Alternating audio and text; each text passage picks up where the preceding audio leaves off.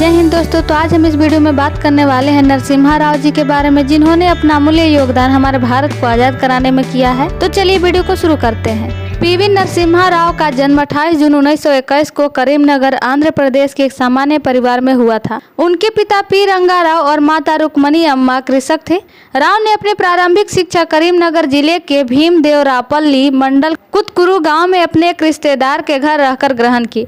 इसके पश्चात उन्होंने उस्मानिया विश्वविद्यालय से स्नातक करने के बाद नागपुर विश्वविद्यालय के अंतर्गत हिस्पोल कॉलेज से लॉ की पढ़ाई की। राव की मातृभाषा तेलुगु थी, पर मराठी भाषा पर भी उनकी जोरदार पकड़ थी। 8 भारतीय भाषाओं तेलुगु, तमिल, मराठी, हिंदी, संस्कृत, उड़िया, बंगाली और गुजराती के अलावा वे अंग्रेजी, फ्रांसीसी, अरबी, स्पेनिश, जर्मन और पर्शियन बोलने में पारंगत थे। राव भारतीय स्वतंत्रता आंदोलन के दौरान एक सक्रिय कार्यकर्ता थे और आजादी के बाद कांग्रेस पार्टी में शामिल हो गए। राजनीति में आने के बाद राव ने पहले आंध्र प्रदेश और फिर बाद में केंद्र सरकार में कई महत्वपूर्ण विभागों का कार्यभार संभाला। आंध्र प्रदेश सरकार में सन 1962 से 64 तक वे कानून एवं सूचना मंत्री, सन 1964 से 67 तक कानून एवं विधि मंत्री, सन 1967 में स्वास्थ्य एवं चिकित्सा मंत्री और सन 1968 से 71 तक शिक्षा मंत्री रह चुके। नरसिम्हा राव सन 1971 से 73 तक आंध्र प्रदेश राज्य के मुख्यमंत्री भी रहे। वे सन 1957 से लेकर सन 1977 तक आंध्र प्रदेश विधानसभा और सन 1977 से 84 तक लोकसभा के सदस्य और दिसंबर 1984 में रामटेक सीट से 8वीं लोकसभा के लिए चुने गए।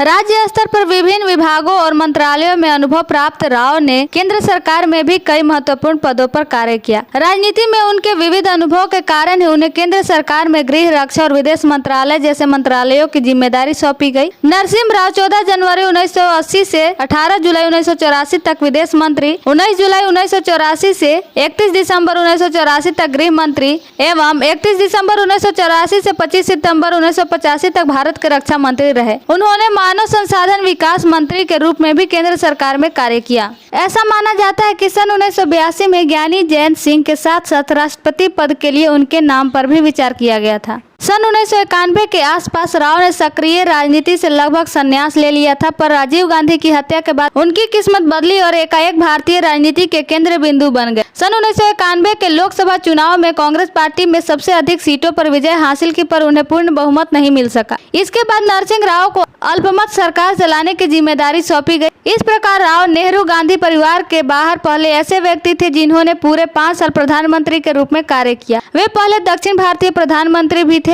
उन्होंने परंपरा से हटते हुए एक गैर राजनीतिक मनमोहन सिंह को देश का वित्त मंत्री बनाया। उन्होंने विपक्षी दल के सुब्रमण्यम स्वामी को श्रमिक मापदंड और अंतर्राष्ट्रीय व्यापार आयोग का अध्यक्ष बनाया। यह भारतीय राजनीति के इतिहास में पहला अवसर था जब विपक्ष के किसी सदस्य को कैबिनेट स्तर का पद दिया गया हो। जब सन 1991 में नरसिम्हा राव भारत के प्रधानमंत्री बने, उस समय देश की आर्थिक स्थिति बहुत खराब थी। उनके सामने बहुत बड़ी चुनौती थी, पर उन्होंने इस गंभीर परिस्थिति का हल अपनी सूझबूझ के साथ निकाला। उन्होंने अर्थशास्त्री मनमोहन सिंह को वित्त मंत्रालय की जिम्मेदारी सौंपी और देश को एक नए आर्थिक दौर में ले गए। उन्होंने विदेश निवेश, पूंजी बाजार, मौजूदा व्यापार व्यवस्था और घरेलू व्यापार के क्षेत्र में सुधार लागू किए। उनकी सरकार का लक्ष्य था मुद्रास्फीति पर नियंत्रण, सार्वजनिक क्षेत्र का निजीकरण और इंफ्रास्ट्रक्चर के क्षेत्र में निवेश बढ़ाना। उन्होंने औद्योगिक लाइसेंस प्रणाली में भी सुधार करते हुए मात्र 18 महत्वपूर्ण उद्योगों को इसके अंदर रखा। उनके आर्थिक सुधारों का ही नतीजा था कि देश में विदेश निवेश बहुत तेजी से बढ़ा। राव के कार्यकाल के दौरान राष्ट्रीय सुरक्षा और विदेश नीति के क्षेत्र में कई महत्वपूर्ण बातें हुई।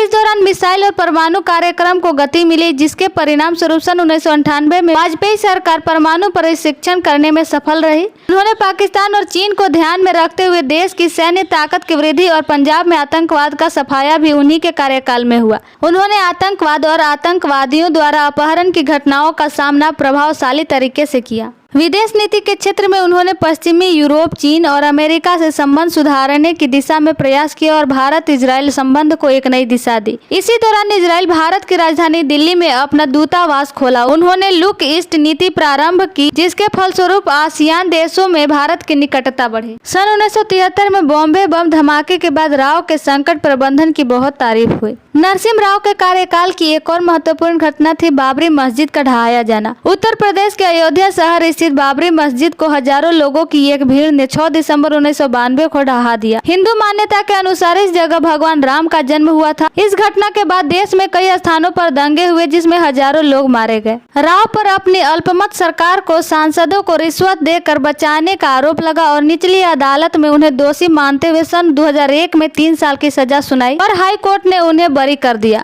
एक और मामले में राव पर यह आरोप लगाया गया कि उन्होंने के तिवारी, चंद्रा स्वामी और के अग्रवाल के साथ मिलकर पूर्व प्रधानमंत्री वीपी सिंह के पुत्र अजय सिंह को नकली बैंक दस्तावेज के माध्यम से काले धन मामले में फंसाने की कोशिश की। बाद में न्यायालय ने उन्हें बरी कर दिया। एक अनिवासी भारतीय लखू भाई पाठक के साथ धोखाधड़ी मामले में भी राव का नाम आया। सन 2003 में न्यायालय ने उन्हें इस मामले में भी बरी कर दिया। 9 दिसंबर 2004 को राव को दिल का दौरा पड़ा, जिसके बाद उन्हें अखिल भारतीय आयुर्विज्ञान संस्थान में भर्ती कराया गया। 23 दिसंबर को उन्होंने अंतिम सांसें ली। आई होप आपको वीडियो अच्छा लगा होगा। अगर अच्छा लगा तो हमारे चैनल को सब्सक्राइब जरूर कर ले। तो मिलते हैं अगले वीडियो में, तब तक के लिए जय हिंद जय भारत।